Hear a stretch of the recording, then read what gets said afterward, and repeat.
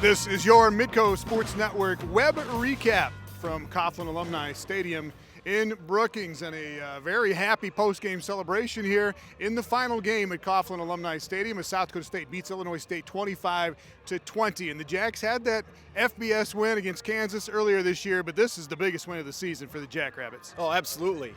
Really a signature win for this season. It's something that these guys were looking for coming into this one. It meant a whole lot to them on a number of fronts. We talked about it throughout the broadcast of this one. Senior day, of course, always a big day, not just for the guys who've been here for 4 or 5 years, but also for their teammates. They want to send them off on a positive note. Last game at Coughlin Alumni Stadium is certainly a big deal, a historic situation here.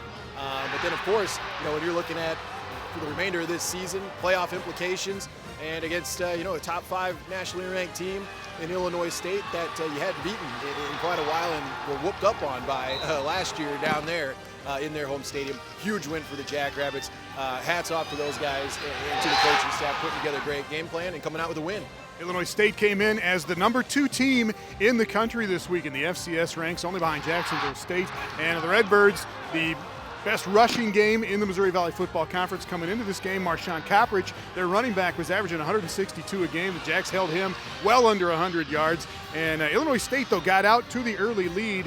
The Redbirds had 3 interceptions in the ballgame. They go in from Josh Birch early. That turns into a Trey Roberson to Anthony Warham touchdown. Warham had an incredible game for Illinois State, and it was 7-0 Redbirds at the end of the first quarter. South Dakota State evens it up after a Jesse Bobbitt interception, and Taryn Christian runs it in for a touchdown to tie the game 7-7. And then at the end of the first half, Zach Lujan comes in for one play. He throws a touchdown pass to Jake Winicky, and the extra point was blocked. Jacks were up 13-7 at halftime. Get into the third quarter, and the South Dakota State opens up a 19-7 lead. Christian to Brandon Andrews for a touchdown, 19-7 Jacks. Illinois State comes right back. Roberson to Anthony Warham for a touchdown, 19-14. SDSU in the lead at the end of 3 quarters. And then Christian to Winicky for 74 yards for the touchdown that put SDSU ahead 25-14, and they win it 25-20. Big game for Taryn Christian, the freshman here on senior night, over 300 yards passing, and he really looked good against this Redbird defense. Yeah, really the first time that we've seen him be truly comfortable in the pocket throwing the football.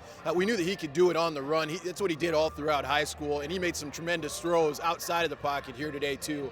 But just a great job by the young man putting together a complete football game for the most part, specifically in the second half. He got into a rhythm, not just in his throwing motion, but really with the offense in general. And he was in command out there. And so hats off to him. Hats off to this offensive line who's been up and down all year round.